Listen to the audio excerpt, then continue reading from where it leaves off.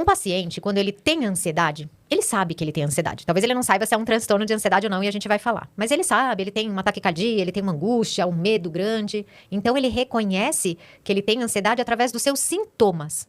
Mas o que é ansiedade do ponto de vista neurobiológico? O que a psiquiatria explica da ansiedade? Excelente pergunta, Karina. Eu acho que a gente deve começar separando um conceito que deixa as pessoas um pouco confusas. Na saúde mental, existem algumas condições que elas são automaticamente um transtorno, como é o caso da depressão. Não existe estar deprimido de fato e isso não ser um transtorno.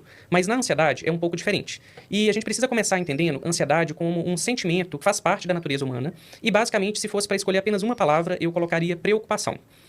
Se a gente parar para pensar o nosso estilo de vida, a nossa rotina, todo mundo precisa se preocupar em relação ao futuro. Por exemplo, se eu não me preocupar com um possível ganho de peso que pode prejudicar a minha saúde, eu não vou me planejar para me alimentar melhor. Se eu não me preocupar em economizar dinheiro, talvez eu não tenha uma aposentadoria ou uma segurança financeira no futuro. Ou seja, se preocupar em relação ao futuro faz parte da vida de todo mundo. Por isso que todas as pessoas têm ansiedade.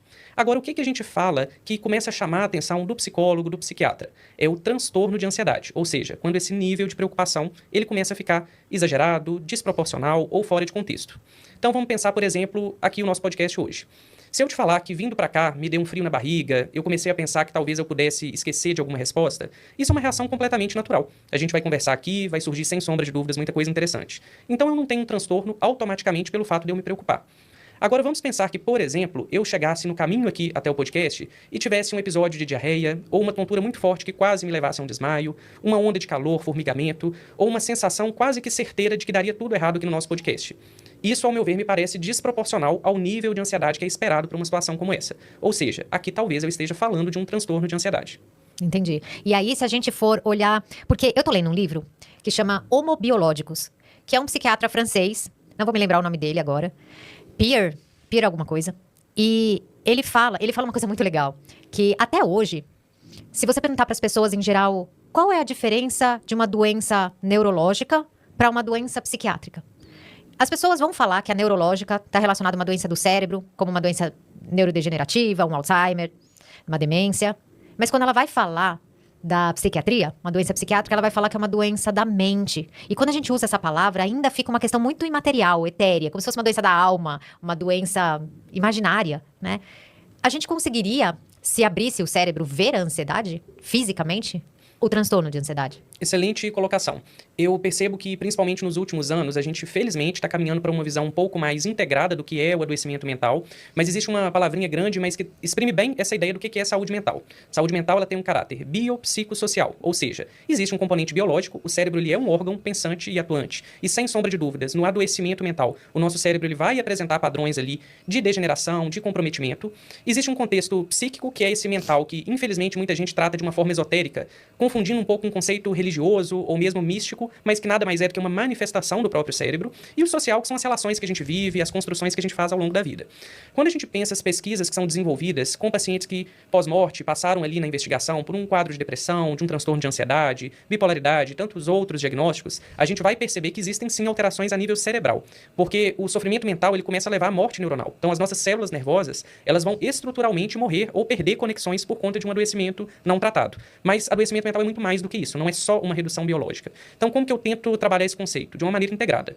O nosso adoecimento mental, ele é biológico? Sim, porque ele envolve o cérebro. Ele é psíquico? Sim, porque ele envolve o nosso comportamento e a forma como a gente sente e expressa as nossas emoções. Mas ele também é social com as relações que a gente construi. Perfeito. Eu lembro, na faculdade, numa pós-graduação que eu fiz, e me chamou muita atenção esse exemplo, que o professor trouxe de estressar um rato, né? Lógico, naquela época, né, a gente fazia pesquisa com rato, enfim, né? Hoje ainda faz, né? Mas assim, é uma coisa meio triste de comentar, mas eles davam choque no rato.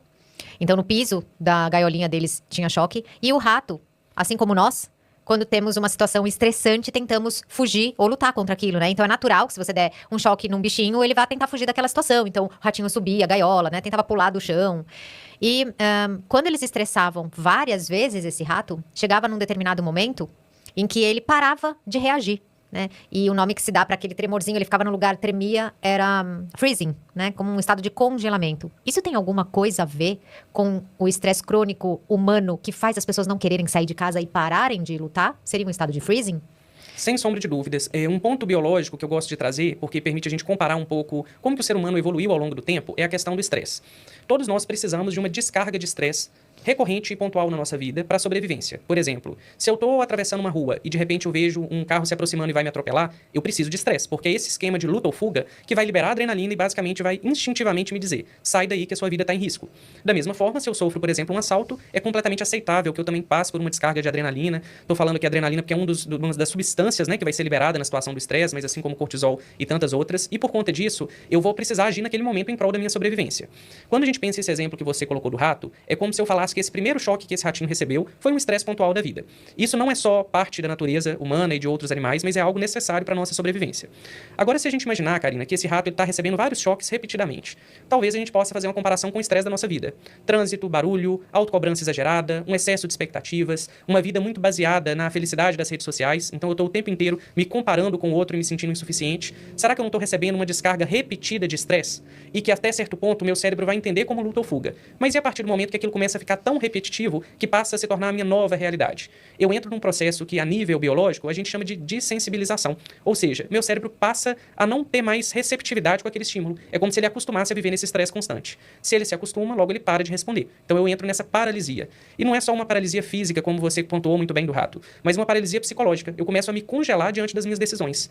Se eu tenho uma opção A, uma opção B e uma opção C, mas a minha mente ela fica divagando nas preocupações, talvez eu não escolha nenhuma e fique ali afogado nas minhas próprias indecisões. Por isso, esse é um dos sintomas de alguém que está sofrendo ou depressão, transtorno de ansiedade, essa dificuldade em ter uma escolha? Porque é um dos sintomas, né, que a gente vê presente. É decorrente disso? Sem sombra de dúvidas. E não é só da ansiedade, a gente vê isso também na depressão, no TDAH, que hoje em dia é muito falado, mas puxando um pouco aqui para a ansiedade, para a gente parar para analisar um pouco melhor, vamos pensar na ansiedade nesse contexto de preocupação. Uma pessoa em condições normais, ela vai pontualmente se preocupar com uma situação ou outra. Agora imagine que eu estou com um nível de ansiedade tão alto que tudo gera motivo de preocupação, medo de que as coisas deem errado ou com uma visão catastrófica em relação ao futuro. Ou seja, eu começo a esperar que o pior pode acontecer. Então meu corpo está num estado de alerta tão grande que isso me paralisa. Eu começo a não saber mais qual é a melhor decisão a ser tomada. E você, sem sombra de dúvidas, percebe isso no consultório também. A ansiedade, ela te faz preocupar com tanta coisa e com tanto detalhe que você perde a visão como um todo. Porque você começa a analisar contextos e cenários que a gente não analisaria. Então vamos pensar que, por exemplo, que durante a nossa conversa você dá uma risada. Você pode estar rindo porque você lembrou de uma coisa engraçada, você pode rir porque eu falei alguma coisa engraçada, ou por uma série de motivos. Mas o ansioso, ele quer analisar todas essas possibilidades e provavelmente ele vai escolher a pior, porque ele tem uma visão catastrófica. Então talvez eu interpretaria, por exemplo, a Karina não gostou do que eu falei, eu sou um fracassado, ou eu não dou conta de falar aqui em público, eu não deveria estar fazendo ninguém perder o tempo me assistindo. Ou seja, o meu pensamento ansioso me faz pensar muito em várias coisas ao mesmo tempo, e essa angústia vai me paralisando e eu começo a perder a minha capacidade de tomada de decisão. Nossa, eu costumo dizer que é muito mais fácil lidar com uma perna quebrada, né? Porque essas doenças, elas transformam o pensamento. E a visão que você tem, né? Que são os pensamentos de si, do outro e do mundo. E aí é muito difícil, né, doutor? O paciente perceber que esse pensamento é fruto de um adoecimento e não é a realidade, né? Então tem vários livros que falam, não acredite nos seus pensamentos, você não é o seu cérebro. Porque é muito complicado isso, né? Muda o pensamento, como você está dizendo, muda o foco. E tem pensamentos catastróficos. E como é que a pessoa faz para não acreditar no pensamento que ela está tendo, né? Eu costumo comparar, Karina, depressão e ansiedade com uma lente cinza que eu coloco sobre os olhos e, sem tomar consciência, eu começo a enxergar a vida de uma maneira mais negativa, pessimista ou catastrófica.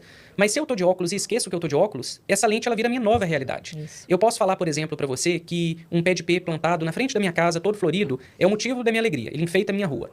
Automaticamente, você pode olhar para esse mesmo IP e falar para mim o seguinte: Luiz, isso é pura bagunça. Você deve ter que passar horas aí varrendo, arrumando a rua, deve dar um trabalho danado.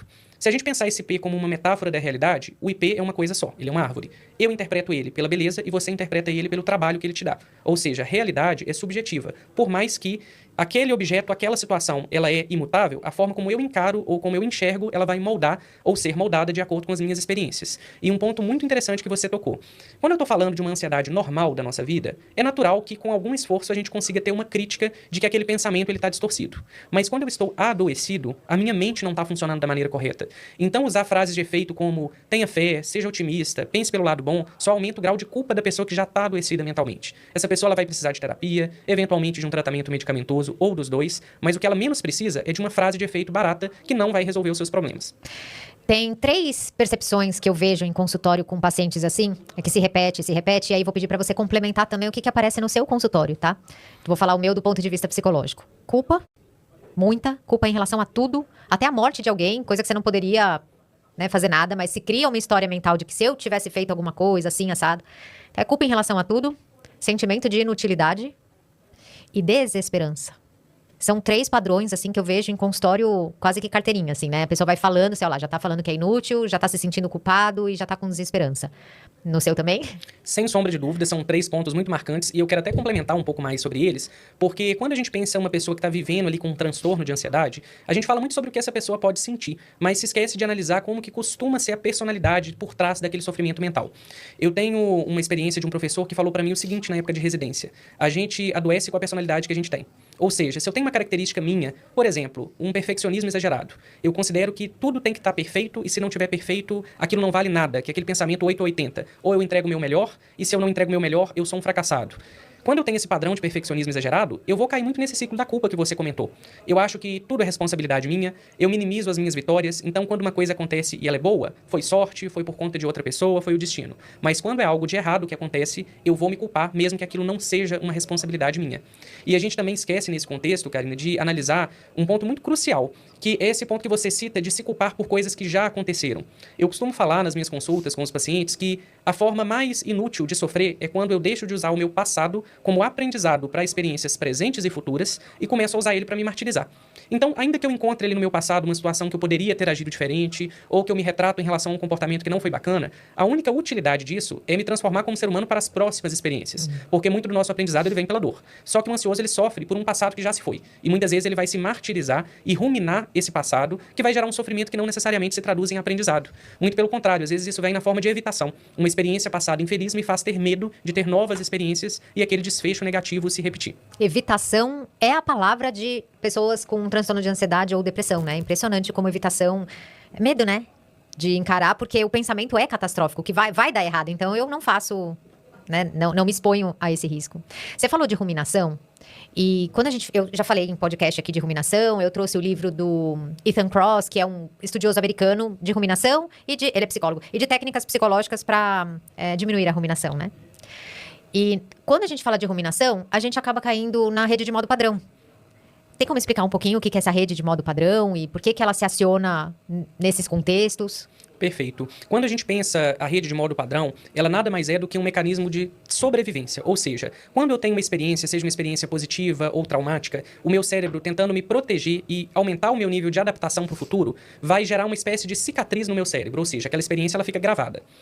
Essa experiência ela tem um viés de adaptação, ou seja, ela deveria, em situações ideais, me permitir que no futuro aquela experiência gere uma resposta mais adaptativa, mais funcional. Por exemplo, se eu sofro um assalto e meu celular é roubado, mas naquele contexto do roubo, eu estava falando ao telefone no meio da rua, estava desatento, andando num beco escuro, aquilo pode servir de um aprendizado para que no futuro eu me atente mais para evitar usar o celular em lugares mais ermos, escuros, ou evitar andar desacompanhado em horários mais extremos. Mas o que acontece com o ansioso? Essa cicatriz, ela é tão traumática que no medo e na preocupação daquele cenário se repetir, eu começo a desenvolver uma evitação. Ou seja, eu não posso mais me expor em situações parecidas porque o desfecho automaticamente vai ser negativo. Então aquela experiência passada, ela deixa de ser uma fonte de aprendizado e passa a ser uma experiência de isolamento ou de reclusão. Um exemplo que eu acho que ilustra melhor um pouco sobre isso. Vamos supor que eu tive um relacionamento amoroso e passei por uma traição que culminou ali no término do relacionamento. E aí, nos meus novos relacionamentos, eu começo a ficar extremamente ciumento e controlador. Porque eu entendo que, se eu fui traído uma vez, aquilo necessariamente vai se repetir, ou que eu tô correndo um risco iminente em todos os meus novos relacionamentos. Ou seja, eu começo a levar uma situação traumática de maneira a gerar sofrimento tanto em mim quanto na minha nova parceira, nos meus novos relacionamentos, por conta de uma situação estressora lá do passado. Tá. E aí, então, é meio que ficasse preso nesse trauma. Ficasse preso no trauma. É como se o meu cérebro ligasse e falasse o seguinte: essa situação já aconteceu antes, reaja dessa maneira. Mas a gente tem um conceito hoje, Karina, que é muito importante de trabalhar, principalmente através da terapia, que é a flexibilidade cognitiva ou flexibilidade mental. Ou seja, desenvolver a capacidade de entender que o nosso passado, ele não necessariamente gera uma resposta igual no futuro. Eu preciso analisar tudo que me acontece ou me aconteceu de uma maneira mais crítica. Será que existe uma maneira de isso gerar um aprendizado e uma resposta mais adaptativa? Porque na cabeça do ansioso é uma repetição. Se a gente pensar a própria palavra ruminação, é uma repetição. Então, isso não gera um aprendizado, não gera uma flexibilidade. Existe uma rigidez aqui e que a própria terapia trabalha isso muito bem. E a psiquiatria fala, doutor, de uma pessoa... Porque a gente vê bebezinhos... Eu tenho 2 filhas. E comparando as duas filhas, eu conseguia ver jeitos completamente diferentes, assim, de nascimento, sabe? De primeiro mês, o mesmo mobile que eu pus na cama das duas, porque eu peguei da mais velha e pus pra mais nova, gerava reações diferentes nas crianças. Uma ficava olhando, que a gente até apelidou de Corujinha, né, que é a minha primeira filha, e a outra via e ficava super agitada. Coincidência ou não, a minha primeira filha realmente continua coruja, e hoje até entrou em faculdade de psicologia. A menor ainda tem 13 anos, mas é muito mais agitada, já faz até terapia, sofre mais com as coisas. A gente pode dizer que um bebê nasce já mais ansioso ou, enfim, com essas características genéticas de ansiedade ou de mais tranquilidade? Sem sombra de dúvidas. Aqui a gente tem que separar dois componentes, Karina, que são interessantes para a gente analisar o padrão tanto de personalidade quanto de sofrimento mental. A primeira questão é a seguinte: todos nós temos uma genética em potencial, que é aquele background que todo mundo já nasce com ele. É o que eu herdo dos meus pais, dos meus tios, dos meus avós, de comportamento ou de padrão. É tipo aquela ideia que quando eu falo o seguinte: a minha família é toda muito temperamental, fala alto, briga, brinca. Isso é um traço ali do temperamento, que é um traço da personalidade herdável. Esse traço de personalidade, a genética, ela é uma análise combinatória. Mesmo falando de irmãos, a genética de um irmão não é idêntica à genética do outro, porque existem expressões de genes e supressão de genes. Então, ainda que eu estou falando aqui de irmãos, eu tenho uma combinação de possibilidades que vai fazer cada um deles ser único, ainda que existe uma vulnerabilidade compartilhada pelos membros ali da família. O outro lado da história, os outros 50%, são as experiências que a gente vive. Lembrando que não é só a experiência, mas como eu interpreto ela. Eu posso passar por uma situação que, para mim, foi completamente traumática e você teria interpretado ela de uma outra maneira. Mas é essa combinação da minha personalidade, do que eu herdo da minha família e da forma como os comportamentos acontecem e eu vou interpretando esses comportamentos que vai levar a um padrão tão diferente de uma pessoa para outra. E é justamente por esse motivo que o trabalho do psicólogo e do psiquiatra não pode ser uma receita de bolo, do tipo, você está ansioso? Toma esse remédio ou faz essa terapia. Existem tratamentos individualizados para cada pessoa, porque cada pessoa é única. Então, esses atendimentos de 15 minutos no SUS, vocês devem puxar o cabelo, né? Do que acontece. Vamos tentar isso aqui para ver o que vai dar, não é? Sem sombra de dúvidas. Eu já acho difícil atender um paciente em uma hora, porque se a gente parar para pensar, principalmente ali numa primeira avaliação, muitas vezes eu tô falando de alguém que tem 60 anos, 70 anos de vida, e eu vou precisar entender como que eu posso começar a ajudar em uma hora. Agora imagina, Karina, eu tentar ajudar alguém sem entender quem é essa pessoa, o que ela faz, com quem ela mora, o que ela gosta, quais as dificuldades que ela já passou na vida dela, quais experiências anteriores a essa busca ela teve, será que ela me procurou pela primeira vez como um primeiro profissional ou ela já teve alguma experiência infeliz? Vou te dar um exemplo de como que isso é dramático. Algumas vezes, quando eu falo com os meus pacientes sobre terapia, que é algo que eu indico para praticamente 100% dos pacientes, eu ouço o seguinte: terapia não funciona para mim. Eu já fiz, não deu certo. E quando eu vou aprofundar com a pessoa o que aconteceu, eu percebo que, na verdade, a experiência com uma determinada pessoa, com uma determinada técnica, numa determinada fase da vida daquela pessoa, foi ruim. Agora me diz, será que isso é suficiente para dizer que a terapia não funcionaria para essa pessoa num outro contexto e de uma maneira personalizada para a necessidade dela naquele momento? Então, para eu ter uma análise completa de todas essas nuances, eu não posso fazer um atendimento de 10 minutos. Eu brinco que se o atendimento for em 10 minutos, eu não posso deixar uma cadeira na sala. Eu vou ter que atender o paciente em pé e chamar o próximo. Exatamente, é isso mesmo. E falando um pouquinho até desses 10 minutos, eu atendi um paciente recentemente que ele me procurou falando que ele estava com uma depressão insuportável. Ele estava desesperado com aquela... Eu preciso melhorar. Estava muito, muito ansioso. Ele estava ansioso, mas ele falava de depressão. Todo o discurso dele era sobre depressão, né? E aí eu fiquei pensando um pouco nisso, porque eu o atendi, aí atendi mais uma vez, e eu recebi como depressão. Mas na hora que você vai entendendo a história, na verdade ele tinha sintoma de toque completo. E que se você tivesse 10 minutos atendendo, no começo ele dava sintomas de depressão, inclusive, né? Mas depois era um desespero de perder controle, de achar que ele vai pular da janela e, sabe, de ter pensamentos intrusivos desse caráter sempre, de vou fazer o mal, eu preciso ter alguém comigo para que eu não faça. Enfim, e tinha... Né, em 10 minutos você não ia conseguir pegar, né? Nem história familiar, né? Porque é isso, né? Quando você vai fazer uma anamnese, você vai, além de tudo isso que você falou da história da pessoa, ainda você tem que saber um pouco dos familiares, né? Se tem transtorno mental na família. Excelente colocação, Karina. E em relação a essa história familiar, aqui a gente precisa fugir de dois extremos. Existe um extremo que negligencia o papel da história familiar, que ele vai dizer o seguinte: o indivíduo é único, a história dele é única. E de fato é. Mas eu herdo da minha família uma vulnerabilidade para o adoecimento mental. E muitos dos transtornos mentais, como é o caso do TDAH, como é o caso da bipolaridade, existe uma grande correspondência familiar. Ou seja, muitas vezes é no meu diagnóstico que eu vou descobrir que aquele meu pai que tem um gene muito parecido com o meu, que o meu irmão que também tem comportamentos e ações relativamente próximas da minha, também tem um transtorno e muitas vezes nem sabia. Quem aqui nunca ouviu falar de um pai que levou o filho com um diagnóstico de TDAH e se reconheceu exatamente naquelas características quando ele era criança? Muito comum, né? Extremamente comum. Porém, a gente precisa separar que genética é fator de risco, não é fator determinante. Ou seja, eu vejo muito essa preocupação no consultório.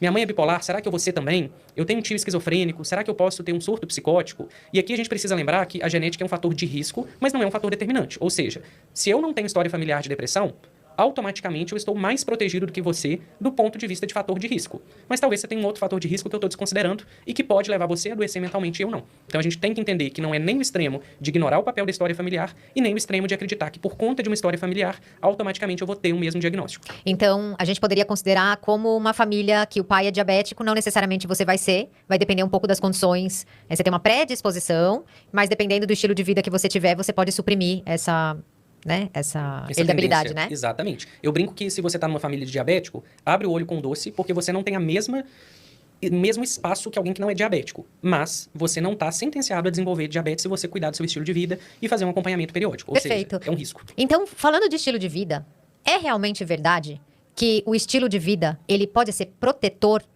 para transtorno mental? Sem sombra de dúvidas, mas a gente vai cair de uma resposta muito parecida sobre os extremos. E o que eu quero dizer aqui? É muito comum, Karina, que as pessoas me perguntem o seguinte: se eu tiver um emprego estável, se eu tenho uma aparência que é condizente com o que eu gosto, ou seja, eu gosto de quem eu enxergo no espelho, eu tenho uma autoestima preservada, eu tenho uma família que me valoriza, eu tenho um suporte educacional, isso me protege da depressão, isso me protege da ansiedade? Protege, mas não me blinda. Ou seja, comparado a alguém que não tem o básico de estilo de vida, de dignidade, de moradia, de segurança, de saúde, eu estou mais protegido que essa pessoa. Mas por que eu digo que isso me protege e não me blinda? Justamente porque existem essas outras vulnerabilidades, como é o caso da questão familiar. Então, se a gente pensa, por exemplo, recentemente o padre Fábio de Mello citou um retorno do quadro depressivo dele. Infelizmente, eu vi muitos comentários naquilo que ele divulgou, que dizem o seguinte: mas ele é rico, ele é bonito, ele é um homem tecnicamente de fé, ele pode ter depressão mesmo com toda essa vida aparente de sucesso e bem-estar? E não só pode, como qualquer um de nós aqui, inclusive nós dois que estamos conversando, que somos da área da saúde mental, ninguém é isento do adoecimento mental, porque os fatores de risco eles são múltiplos. Então, o que eu gosto de dizer? Genética eu não escolho. Eu não tenho como escolher quem são os meus pais, mas eu escolho o estilo de vida que eu posso ter. Então eu devo cuidar do meu estilo de vida porque eu estou diminuindo a chance de adoecer mentalmente. Mas eu preciso ter a humildade de entender que isso reduz o risco, isso não zera o risco. E todos nós, independente do status social, econômico, do sucesso profissional, nenhum de nós está blindado contra o sofrimento psíquico. O que, por exemplo, uma atividade física protege o cérebro? A atividade física hoje é considerada, Karina, o melhor remédio e o mais completo remédio de toda a medicina, porque não tem nenhuma doença que não é impactada positivamente com atividade física. Do câncer aos transtornos mentais, a pressão alta, diabetes e todas as doenças que diminuem a nossa expectativa de vida. Mas falando um pouco sobre a saúde mental.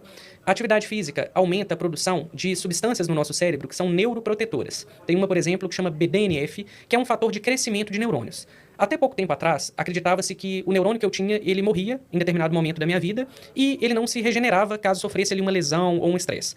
Hoje a gente sabe que não é bem assim. Alguns estímulos, como é a própria atividade física, ela é capaz de liberar esse combustível para permitir um processo que tem um nome difícil, mas que eu vou explicar um pouco melhor, que é a neuroplasticidade, ou seja, é a capacidade do meu cérebro regenerar e fortalecer conexões que estão prejudicadas. Então a atividade física, ela é parte do combo de tratamento e de prevenção de adoecimento mental. Porém, eu gosto de fazer uma reflexão quando a gente está falando de atividade física. Hoje entrou na moda muitos nutricionistas, educadores físicos falarem em algumas trends ali no Instagram, no YouTube, que a atividade física curou necessariamente o seu transtorno mental. De fato, quadros leves, principalmente, com um outro acompanhamento completo, ou seja, um sono de qualidade, uma alimentação adequada, uma genética familiar que ela não é tão desfavorável, com atividade física, é possível sim que eu melhore de um quadro ansioso ou depressivo. Mas eu preciso olhar com muito cuidado se esse caso, ele não seria também beneficiado de uma terapia ou um acompanhamento psiquiátrico medicamentoso. Porque a atividade física ela é um fator de proteção, mas nem sempre ela vai ser suficiente para tratar um sofrimento mental. Se não fosse assim, a gente não teria preparadores físicos, nutricionistas sofrendo com o adoecimento psíquico. Perfeito. E da parte nutricional, por que é tão importante para a saúde mental? Aqui a gente vai desde uma questão estrutural, Karina, que determinados nutrientes que a gente consome, eles são combustível para produzir, inclusive, os neurotransmissores, que são as substâncias responsáveis pelo prazer, pela motivação, pelo aprendizado. Então, por exemplo, se eu tenho uma alimentação que ela tem ácido fólico, ela tem vitaminas, ela tem nutrientes essenciais para o desenvolvimento do meu corpo como um todo e do meu cérebro, eu estou muito mais protegido do adoecimento mental. Mas existe também um raciocínio que inverte um pouco essa visão, que é quando a gente pensa sobre a alimentação que não é saudável. Alimentos ultraprocessados, hiperpalatáveis, que são esses alimentos muito calóricos, muito doces, frituras e tudo mais, eles podem favorecer um processo neuroinflamatório, ou seja, eles podem facilitar um desequilíbrio químico do meu cérebro. Então, a alimentação, ela não é um tratamento como um rótulo, mas ela é parte do estilo de vida que me protege constrange ou me adoece mentalmente. E álcool? O álcool a gente vai entrar, talvez, num dos temas que é mais espinhoso, assim, na medicina. Talvez você já tenha ouvido falar, Karina, e isso é muito divulgado, que uma taça de vinho todos os dias faz bem pro coração, ou que se eu beber só um pouquinho tá tudo bem. Aqui a gente precisa esclarecer um ponto essencial. Não existe dose segura e nem dose benéfica de álcool. Se a gente pensar, por exemplo, o vinho, o benefício ele vem da uva através ali dos flavonoides e dos antioxidantes. Mas o álcool em si ele é sempre danoso. O que eu costumo trazer em relação ao álcool é o seguinte: cada pessoa tem uma realidade. Eu tenho uma história familiar de alcoolismo, que já aumenta a minha vulnerabilidade. Eu tenho uma tendência a beber muito. Eu tenho um transtorno mental grave. Eu deveria passar longe do álcool.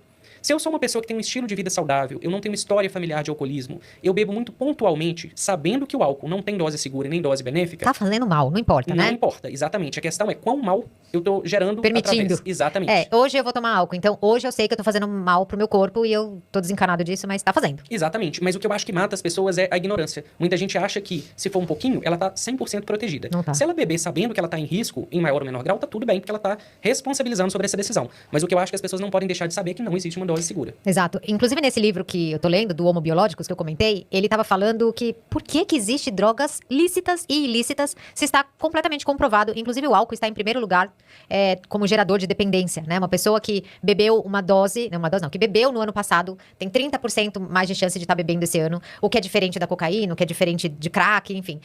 Mas continua lícita, embora a gente já esteja correlacionado com várias degenerações ou vários problemas de saúde relacionados ao álcool, né? A quantidade de gente que morre por conta de álcool é muito grande. E aí a conclusão que ele traz um pouco, não é nem das indústrias, não é isso, mas ele acredita que o álcool está tão inserido na história da humanidade que é muito difícil tirar, né? Ela está dentro de comemorações, virou uma coisa tão cultural beber que a gente briga demais com essa ideia de tirar, né? Como sendo ilícito mesmo. Mas seria talvez o certo do ponto de vista, eu tô falando do ponto de vista médico, né? Sim. Não tô fazendo nenhuma apologia do que deve ser ou não fazer. Mas que bom que você falou que não existe dose segura e que é a mesma coisa que você pegar o carro e resolver, agora eu só vou brincar um pouquinho, deixa eu pôr 250 km por hora. Você tá se arriscando. Exatamente. E sabe o que eu costumo comparar, Karina, nessas situações? Se eu falar pra você assim agora, Karina, eu não uso cocaína. Você não vai se estranhar ou se surpreender. Mas se eu falar em um grupo de amigos, pessoal, eu parei de beber, eu vou ouvir que eu sou careta, que eu tô pagando promessa, que é por causa de religião, que eu sou chato, ou que eu deveria abrir uma exceção e parar de ser rígido comigo mesmo. E isso não é só com álcool, não, até com comida. Se eu resolver fazer uma reeducação alimentar e tentar restringir ou diminuir um determinado consumo, eu sou boicotado até pela minha própria família. Porque essa questão do álcool, principalmente, ela é muitas vezes valorizada socialmente. As pessoas entendem que, automaticamente, se eu bebo, eu sou mais desenvolto, mais leve, cool. E se eu não bebo, não. Se eu não bebo, eu sou uma pessoa quadrada. E aí a gente acaba desrespeitando até a decisão de quem opta por não beber. Perfeito. Então a gente falou da nutrição, a gente falou do consumo de drogas, falamos da atividade física. Vamos falar um pouquinho do sono? Por que o sono hoje está tão relacionado, hoje não, sempre, né? Mas eu digo, na rede social a gente tem falado tanto da importância do sono para a questão mental. Eu gosto de trazer um exemplo, Karina, que ele ilustra muito bem o porquê que o sono passou a ser avaliado como mais importante do que era há alguns anos atrás. Vamos pensar comigo o seguinte, lá no Homem das Cavernas. Tecnicamente, o propósito do ser humano evolutivamente, não estou falando aqui psicologicamente, seria crescer, reproduzir e propagar a espécie. Por que seria benéfico, pelas leis naturais, alguém passar um terço da vida dormindo, desprotegido de um predador? Então, esse ser humano que está lá dormindo, assim como os animais, ele poderia ser caçado e ele poderia ser fonte de alimento ou de uma rivalidade ali de um determinado grupo. Ainda assim, a natureza resolveu que era importante passar essa necessidade de todo mundo dormir um terço da vida. Exatamente. Então, a ciência começou a olhar para isso com mais atenção. E principalmente para as pessoas que começaram a ter privação de sono. Todo mundo aqui sabe que não dá para ter um humor estável, não dá para se concentrar e executar bem as suas atividades sem um sono reparador. E aí hoje a ciência avançou muito, tanto que a gente tem uma especialidade hoje na medicina que é a medicina do sono. E o que a gente entende hoje do sono? Primeiro, ele tem um papel metabólico, ou seja, a quantidade de comida que eu como, a quantidade de gordura que eu queimo, a quantidade de peso que eu acumulo tem a ver com sono. Existe um papel imunológico, então a quantidade que eu adoeço, a gravidade com que eu adoeço, tem um papel imunológico. Existe um papel neurodegenerativo, a chance de ter Alzheimer, Parkinson e outras demências tem a ver com o meu padrão de sono. E, dentro da saúde mental, a gente já percebe com muita clareza que uma noite de sono, ela está como um fator protetor, quando esse sono é reparador, e como um fator de crise, principalmente em transtornos mentais mais graves, como é o caso da bipolaridade, em que a simples noite mal dormida, ela já pode ser um gatilho para uma crise. Mas tem um ponto que eu gosto muito de falar, principalmente para as pessoas mais jovens que acompanham a gente, e que muitas vezes estão ali numa fase de preparação para vestibular ou para concurso, que é o papel do sono na atenção e na memória. Existe uma área do nosso cérebro que chama hipocampo, e uma das várias funções dessa área é transferir o aprendizado de curto prazo para o aprendizado de longo prazo. mas o hipocampo ele funciona no momento que a gente está dormindo nesse processo. Ou seja, se eu tento nesse mundo hoje da produtividade tóxica, em que dormir é visto como perda de tempo, ganhar tempo privando o meu sono, eu estou privando o meu aprendizado. Aquilo que eu tenho de experiência e que eu deveria memorizar a longo prazo vai estar comprometido porque eu estou perdendo uma área de aprendizado.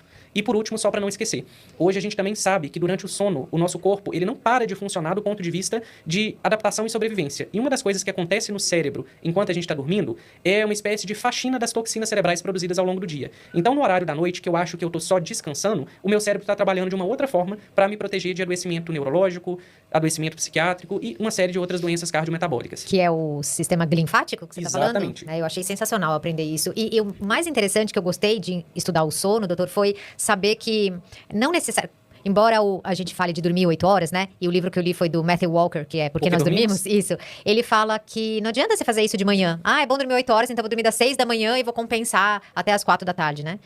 Se eu fiz a conta certa? A natureza é muito inteligente. É a gente que estraga os nossos comportamentos. Uhum. Esse exemplo que você está citando, qual que era a forma que o ser humano tinha antes da tecnologia de dormir e acordar? Era noite e dia, né? Exatamente, era uma orientação solar. Ou seja, de noite eu descanso, de dia eu trabalho e produzo. Tanto que, do ponto de vista biológico, o ser humano ele é um animal diurno. Existem variações de animais para animais, mas o ser humano é um animal essencialmente diurno. Existe uma questão que a gente não pode ignorar, Karina, que são os cronotipos, que são relógios biológicos internos. Ou seja, eu posso ser uma pessoa mais matutina e ter facilidade de acordar cedo e de dormir cedo. Enquanto você talvez seja uma pessoa noturna ou vespertina, você produz melhor ali no período da tarde ou da noite, mas acorda um pouco mais tarde.